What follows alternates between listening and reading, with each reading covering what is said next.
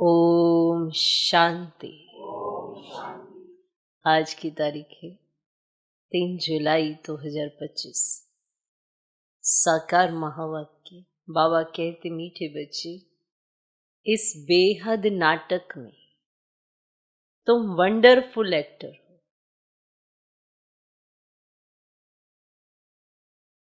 इस बेहद नाटक में तुम वंडरफुल एक्टर हो। ये अनादि नाटक है, इसमें कुछ भी बदली नहीं हो सकता।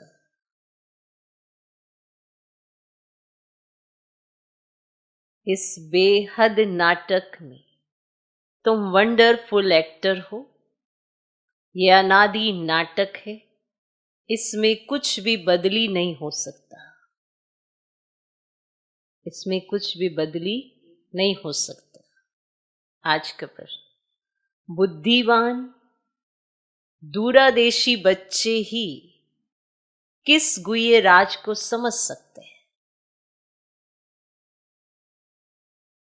बुद्धिवान दूरादेशी बच्चे ही किस गुह्य राज को समझ सकते हैं? बुद्धिवान दूरादेशी बच्चे ही किस गुह्य राज को समझ सकते हैं?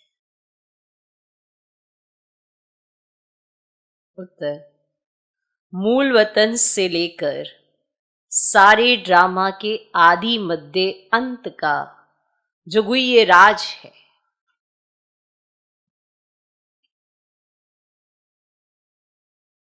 मूल वतन से लेकर सारे ड्रामा के आदि मध्य अंत का जो गुह्य राज है, वे दूरादेशी बच्चे ही समझ सकते हैं।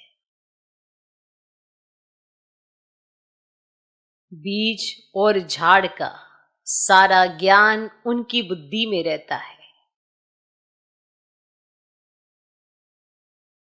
बीज और झाड़ का सारा ज्ञान उनकी बुद्धि में रहता है।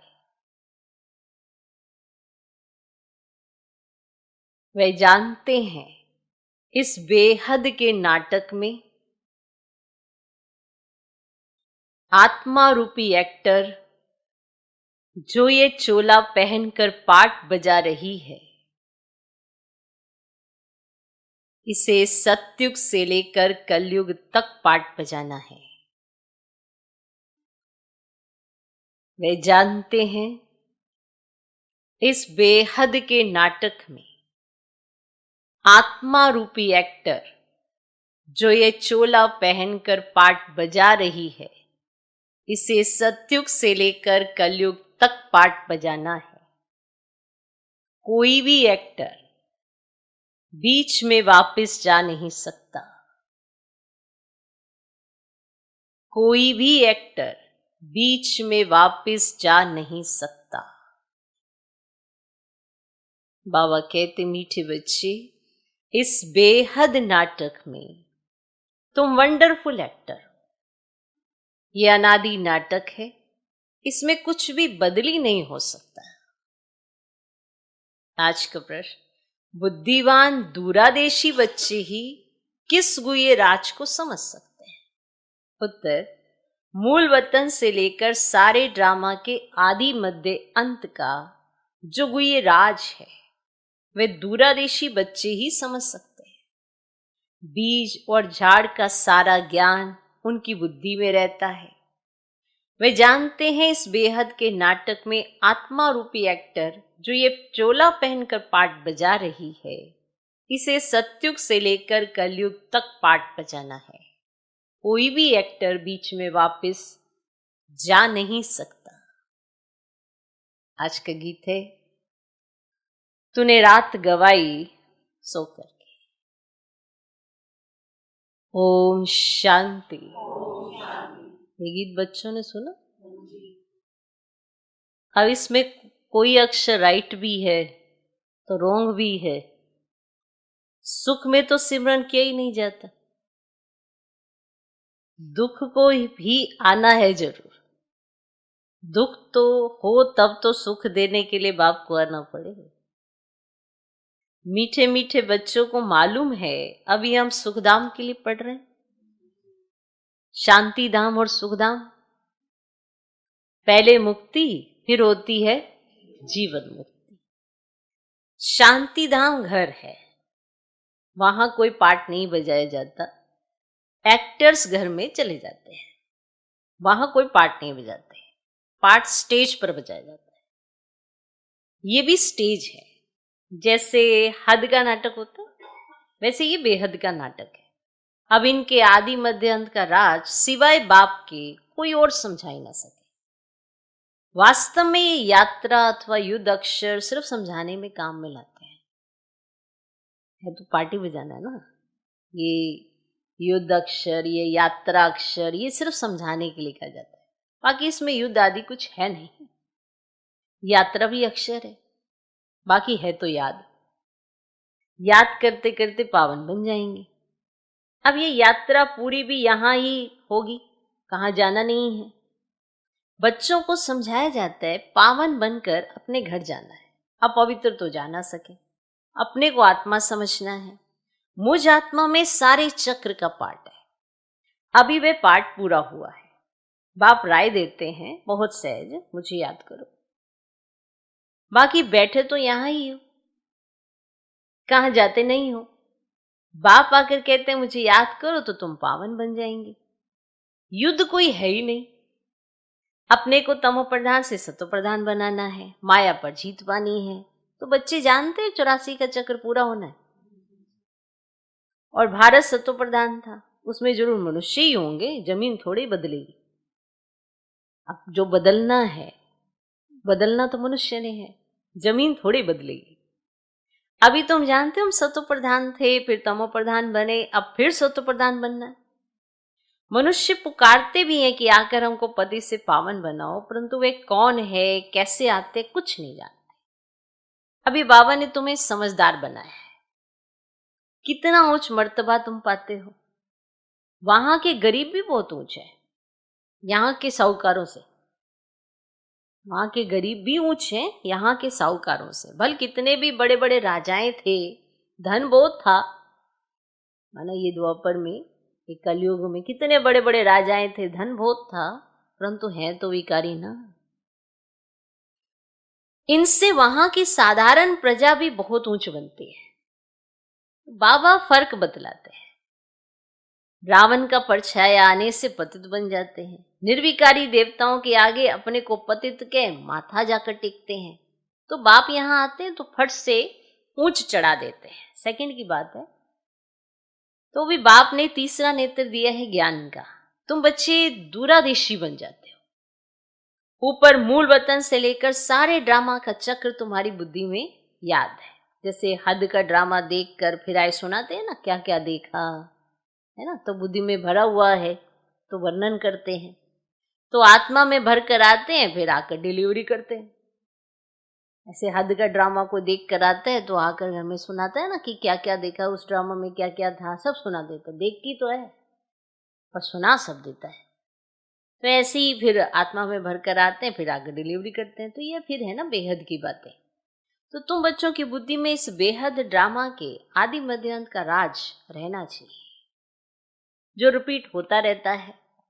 उस हद के नाटक में तो एक एक्टर निकल जाता है तो फिर दूसरे बदले में दूसरा आ जाता है। मान लो उसको कोई तकलीफ है, अब हद का ड्रामा है तो उसको निकाल देते हैं, तो फिर दूसरे को उसमें डाल देते हैं। कोई बीमार हुआ तो उनके बदले फिर दूसरा ऐड कर देंगे। कह देंगे ना कि आज से ये वाला कैरेक्टर ये प्ले करेंगे, क्योंकि वो तो बीमार हो गया है ना। तो ये तो चैतन्य ड्रामा है, इसमें जरा भी अदली बदली नहीं हो सकती। ये नहीं कि आपकी जगह कोई आज चलो 2-4 साल के लिए कोई और प्ले कर रहा है, ऐसा नहीं। अदली बदली नहीं हो सकती। तुम बच्चे जानते हो हम आत्मा है, ये शरीर रूपी चोला है जो पहनकर हम बहुरूपी पार्ट बजाते हैं। नाम, रूप, देश, फीचर्स बदलते जाते हैं।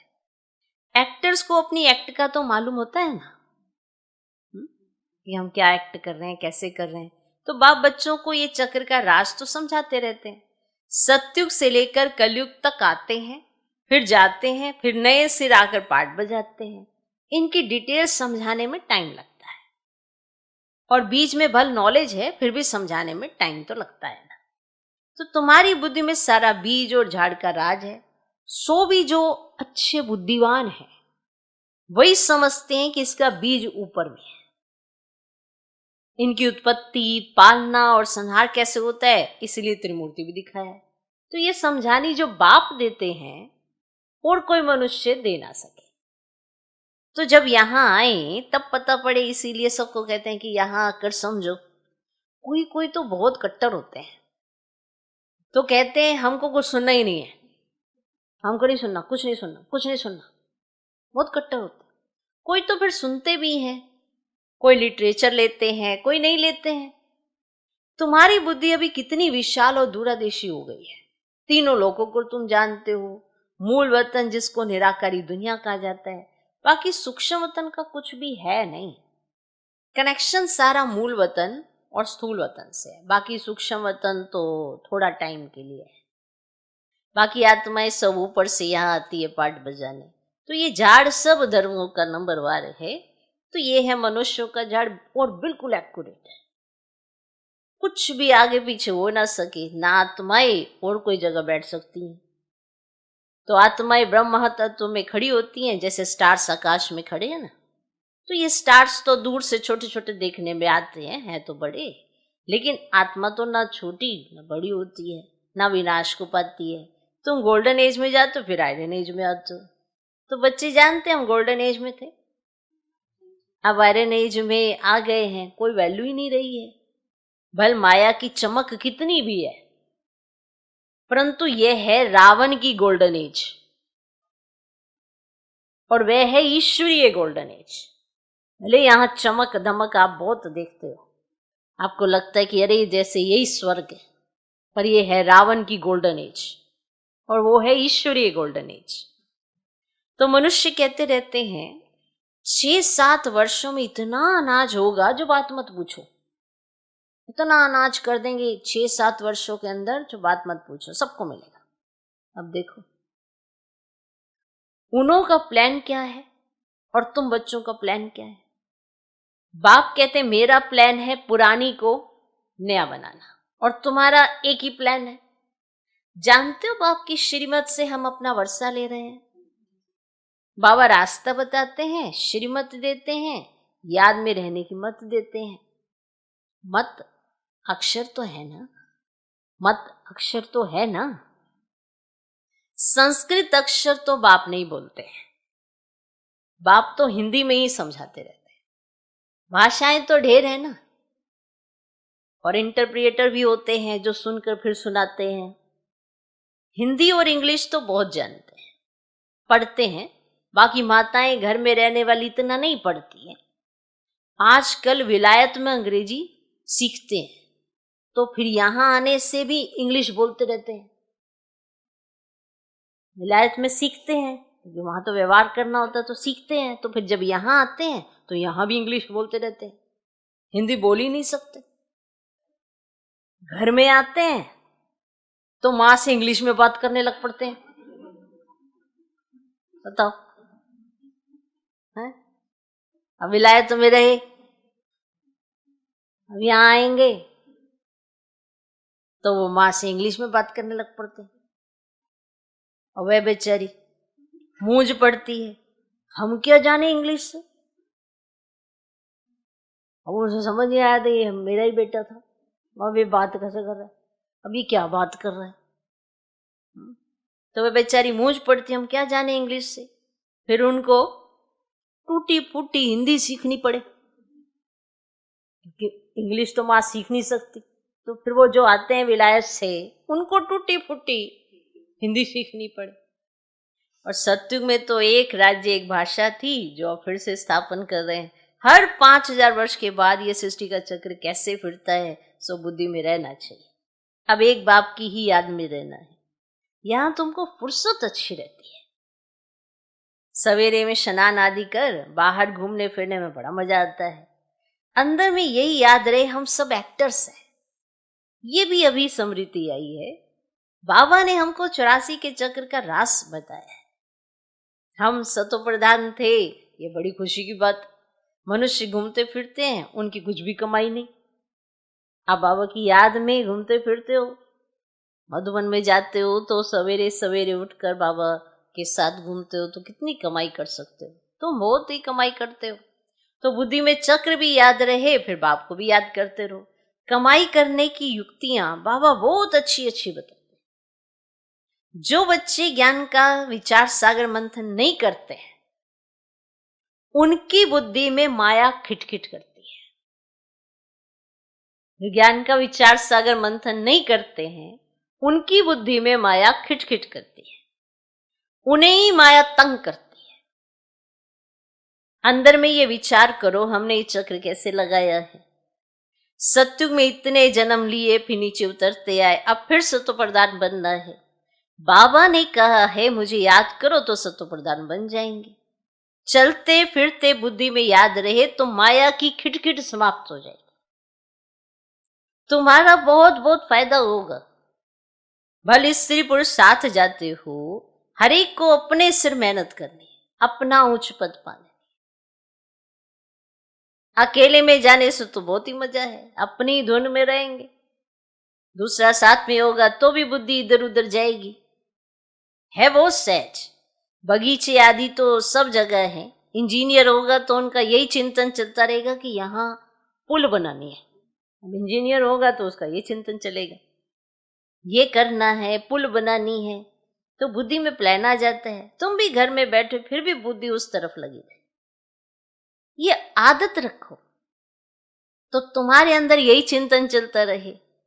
पढ़ना भी है, धंधा आदि भी करना है, बूढ़े जवान बच्चों आदि सबको पावन बनाना है। आत्मा को हक है बाप से वर्षा लेने का। और बच्चों को भी छोटेपन में ये बीज पड़ जाए ना तो बहुत अच्छा। आध्यात्मिक विद्या और कोई सिखला ना सके। तुम्हारी ये जो आध्यात्मिक विद्या है, ये तुमको बाप ही आकर पढ़ाते हैं। उन स्कूलों में मिलती है जिस्मानी विद्या, और वह है शास्त्रों की विद्या। तो यह फिर है रूहानी विद्या, जो तुमको भगवान सिखलाते हैं। इनका किसको भी पता ही नहीं है। इनको कहा जाते हैं स्पिरिचुअल नॉलेज। जो रूह आकर पढ़ाते हैं, उनका और कोई नाम नहीं रखा जा सकता। ये तो स्वयं बाप आकर पढ़ाते हैं। भगवान वाच है ना, तो भगवान एक ही बार इस समय आकर समझाते हैं। इसको रूहानी नॉलेज कहा जाता है। वे शास्त्रों की विद्या अलग है। तुमको पता है कि नॉलेज एक है जिस्मानी कॉलेज आदि की, और दूसरी आध्यात्मिक शास्त्रों की विद्या, और तीसरी है यह रूहानी नॉलेज। वे भल कितने भी बड़े बड़े डॉक्टर और फिलोसफी हैं, परंतु उन्हों के पास भी शास्त्रों की बातें हैं। तुम्हारी ये नॉलेज बिल्कुल अलग है। ये स्पिरिचुअल नॉलेज जो स्पिरिचुअल फादर सभी आत्माओं का बाप है, वही पढ़ाते हैं। उनकी महिमा है शांति सुख का सागर है। कृष्ण की महिमा बिल्कुल अलग है। गुण अवगुण मनुष्य में होते हैं जो बोलते रहते हैं। तो बाप की महिमा को भी यथार्थ रीति तुम जानते हो। वे तो सिर्फ तोते मुआफिक गाते हैं, अर्थ कुछ नहीं जानते। तो बच्चों को बाबा राय देते अपनी उन्नति कैसे करें। पुरुषार्थ करते रहेंगे तो फिर पक्का होता जाएगा। फिर ऑफिस में काम करते समय भी ना यह समृद्धि आएगी, ईश्वर की समृद्धि आएगी। और माया की समृद्धि तो आधा कल्प चली है। अभी बाप यथार्थ रीति बैठ समझाते हैं। अपने को देखो, हम क्या थे, अब क्या बन गए। फिर हमको बाबा ऐसा देवता बनाते हैं। तो ये भी तुम बच्चे ही नंबरवार पुरुषार्थ अनुसार जानते हो। पहले पहले भारत ही था, और भारत में ही बाप भी आते पाठ बजाने। तो तुम भी आदि सनातन देवी देवता धर्म के हो ना। तुमको पवित्र बनना है, नहीं तो पिछाड़ी में आएंगे फिर क्या सुख पाएंगे। और भक्ति जास्ती की होगी तो आएंगे ही नहीं, जास्ती नहीं की होगी तो आएंगे ही नहीं। अगर जास्ती की होगी तो जल्दी जल्दी आएंगे, जास्ती नहीं की होगी तो आएंगे ही नहीं। समझ जाएंगे ये इतना उठाने वाला नहीं है। कई बार छोटी छोटी बातें भी समझ नहीं आती है, तो समझ में आ जाता है भाई इन्होंने नहीं की है भक्ति इतनी जास्ती, माने इतनी लगन नहीं थी परमात्मा के प्रति, इसीलिए इन्हें जल्दी से समझ नहीं आ रहा है। बहुत से पॉइंट्स होते हैं ये समझने की कि इनके साथ ऐसा क्यों हो रहा है, क्यों ऐसा इनको, माना इतनी कठिनाई क्यों हो रही है। बात तो बड़ी सिंपल सी है कि आत्मा का पाठ भी इन्हें पक्का नहीं हो रहा। कहते हमें समझ ही नहीं आता आत्मा क्या है, क्योंकि आत्मा ने परमात्मा को इतना याद ही नहीं किया है, थोड़ा किया है लास्ट में, तो इसीलिए चलो अच्छा तो लग रहा है, पर मेहनत बहुत लग रही है, ये समझने में ही मेहनत लग रही है कि मैं आत्मा आई। जब आत्मा शरीर छोड़ती है तो शरीर तो यही छूट जाता है ना, तो जाता तो कुछ है, और वो क्या जाता है, वही तो आत्मा है जो चली जाती है। अब आत्मा शरीर के अंदर है तो पाठ बजा रही है, शरीर के अंदर नहीं है तो पाठ कहां से बजा लेगी, तो वो अपनी कॉस्ट्यूम यहीं छोड़ के चली जाती है, क्योंकि अब इसमें पाठ नहीं बजाना है। जब पाठ बजाना होता है तो छोटे से शरीर में ही प्रवेश करती है और वहां से ही उसका पाठ शुरू हो जाता है। आत्मा शरीर के साथ ऐसे चिपकी पड़ी है, तो जब तक पाठ है तो चिपकी है, और जब पाठ नहीं है तो फिर छोड़ देती है।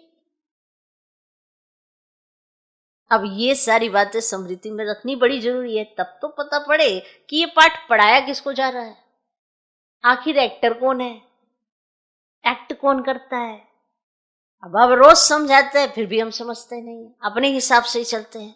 तो जब अपने हिसाब से चलते हैं तो समझ में आ जाता है कि इन्होंने भक्ति कम की है। अब जास्ती की होगी तो जल्दी आएंगे, कशिश जास्ती होगी, परमात्मा के प्रति लगन जास्ती होगी, स्वार्थ के लिए नहीं आएंगे, परमात्मा मिलन के लिए आएंगे।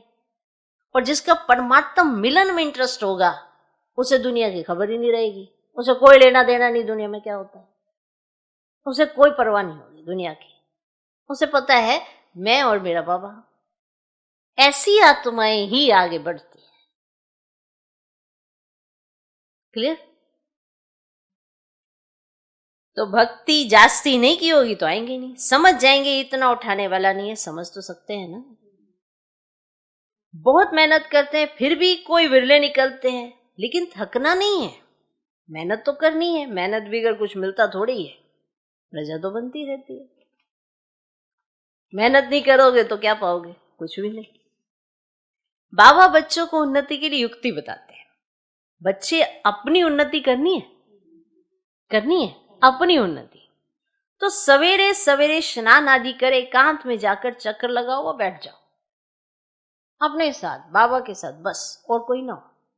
ये नहीं हम चक्कर लगाने जा रहे चलो तुम भी चलो, नहीं, अपने साथ। तंदुरुस्ती के लिए पैदल करना भी अच्छा है, तो बस मैं और मेरा बाबा बस पैदल कर रहे हैं। नहीं हम ना सैर पे जा चलना है, चलो 4 बंदे सैर पे जा रहे हैं। सैर क्या हो रही है, क्या करने जा रहे हैं, बस बातें होंगी और फिर आ जाएंगे थक हार के, 4 बातें इधर की सुनेंगे, 4 बातें उधर की सुनेंगे, बस थक के आ जाएंगे, बुद्धि थक जाएगी। तो कहां से मिलेगी तंदुरुस्ती? तंदुरुस्ती के लिए पैदल करना भी अच्छा है, बाबा भी याद पड़ेगा और ड्रामा का राज भी बुद्धि में रहेगा, कितनी कमाई है। अब ये है सच्ची कमाई। वह कमाई पूरी हुई फिर इस कमाई का चिंतन करो, डिफिकल्ट कुछ भी नहीं है। बाबा का देखा हुआ है, सारी जीवन कहानी लिखते हैं, आज इतने बजे उठा, फिर ये किया, सब लिखते हैं कि आज मैंने क्या क्या किया, कहाँ मेरे मन में क्या संकल्प आया, वो सब लिखते हैं अपनी डायरी में। समझते हैं पिछाड़ी वाले पढ़कर सीखेंगे। बड़े बड़े मनुष्यों की बायोग्राफी पढ़ते हैं ना, बच्चों के लिए लिखते हैं, फिर बच्चे भी घर में ऐसे अच्छे स्वभाव के होते हैं। अभी तुम बच्चों को पुरुषार्थ कर सतो प्रधान बनना है।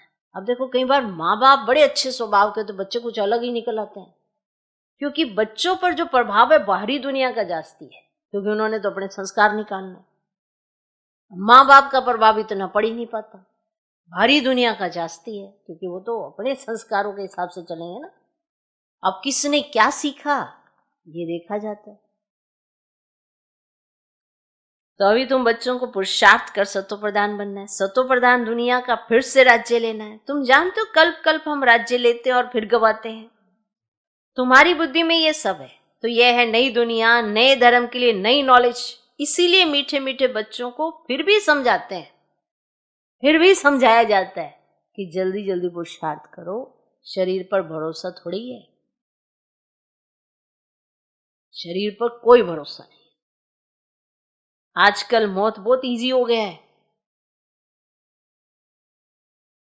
वहां अमरलोक में ऐसी मृत्यु कब होती नहीं, यहां तो बैठे बैठे कैसे मर जाते।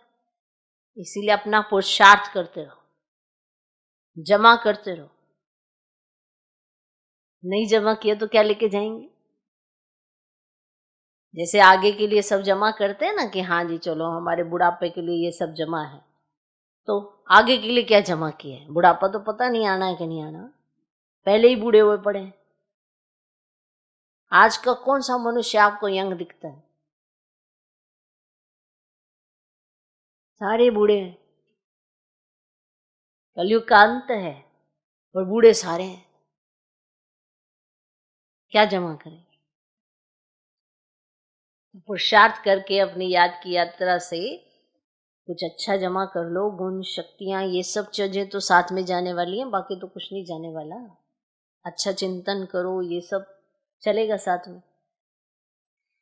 अच्छा, मीठे मीठे सिकिलदे बच्चों प्रति मात पिता बाप दादा का याद प्यार और गुड मॉर्निंग। रूहानी बाप की रूहानी बच्चों को नमस्ते। हम रूहानी बच्चों की भी रूहानी बाप को नमस्ते नमस्ते नमस्ते। Good morning good morning good morning. धारणा के लिए मुख्य सर पहला पॉइंट, बुद्धि को ज्ञान चिंतन में बिजी रखने की आदत डालनी है। बुद्धि को ज्ञान चिंतन में बिजी रखने की आदत डालनी है। जब भी समय मिले एकांत में जाकर विचार सागर मंथन करना है। जब भी समय मिले एकांत में जाकर विचार सागर मंथन करना है। बाप को याद कर सच्ची कमाई जमा करनी है। बाप को याद कर सच्ची कमाई जमा करनी है। दूसरा पॉइंट, दूरादेशी बनकर इस बेहद के नाटक को यथार्थ रीति समझना है। दूरादेशी बनकर इस बेहद के नाटक को यथार्थ रीति समझना है। सभी पाठधारियों के पाठ को साक्षी होकर देखना है। सभी पाठधारियों के पाठ को साक्षी होकर देखना है। आज का वरदान, मधुरता के वरदान द्वारा सदा आगे बढ़ने वाली श्रेष्ठ आत्मा भव। मधुरता के वरदान द्वारा सदा आगे बढ़ने वाली श्रेष्ठ आत्मा भव। मधुरता ऐसी विशेष धारणा है जो कड़वी धरनी को भी मधुर बना देती है। किसी को भी 2 घड़ी मीठी दृष्टि दे दो, मीठे बोल बोल दो, तो किसी भी आत्मा को सदा के लिए भरपूर कर देंगे। 2 घड़ी की मीठी दृष्टि व बोल उस आत्मा की सृष्टि बदल देंगे। आपके 2 मधुर बोल भी सदा के लिए उन्हें बदलने के निमित्त बन जाएंगे। इसीलिए मधुरता का वरदान सदा साथ रखना, सदा मीठा रहना और सर्व को मीठा बनाना। आज का स्लोगन, हर परिस्थिति में राजी रहो। हर परिस्थिति में राजी रहो तो राजयुक्त बन जाएंगे। हर परिस्थिति में राजी रहो तो राजयुक्त बन जाए। कोई भी परिस्थिति आए उसमें राजी रहना, माना भगवान पे उलाहने मत रखना। ये क्यों हुआ, वैसा क्यों कहा, ये क्या हो गया, वो क्या हो गया, ऐसे प्रश्न नहीं करना। वो तभी होगा जब आप इस ड्रामा को अच्छी रीति जानते हो, समझते हो और जो भगवान आपको समझा रहा है उसी रीति से हर चीजों को समझने की कोशिश करते हो, तो आप हर परिस्थिति में राजी रहेंगे, तो फिर आप राजयुक्त बन जाएंगे। और जो राजी है, और जो भगवान से सदा राजी है, तो भगवान उससे राजी है, तो फिर ड्रामा में उसका पार्ट देखो कितना वंडरफुल होगा। हर परिस्थिति में राजी रहो तो राजयुक्त बन जाएंगे। अव्यक्तिशाली संकल्पों की शक्ति जमा कर श्रेष्ठ सेवा के निमित्त बनो। संकल्पों की शक्ति जमा कर श्रेष्ठ सेवा के निमित्त बनो। जब और सब संकल्प शांत हो जाते हैं, बस एक बाप और आप, इस मिलन की अनुभूति का संकल्प रहता है, तब संकल्प शक्ति जमा होती है और योग पावरफुल हो जाता है। इसके लिए समाने व समेटने की शक्ति धारण करो। समाने व समेटने की शक्ति धारण करो। संकल्पों पर फुल ब्रेक लगे, ढीली नहीं, फुल ब्रेक लगे, ढीली नहीं। अगर 1 सेकंड के बजाय ज्यादा समय लग जाता है तो समाने की शक्ति कमजोर है। अगर आपको संकल्पों को कंट्रोल करने में 1 सेकंड से ज्यादा समय लग गया है तो समाने की शक्ति कमजोर है। ओम शांति।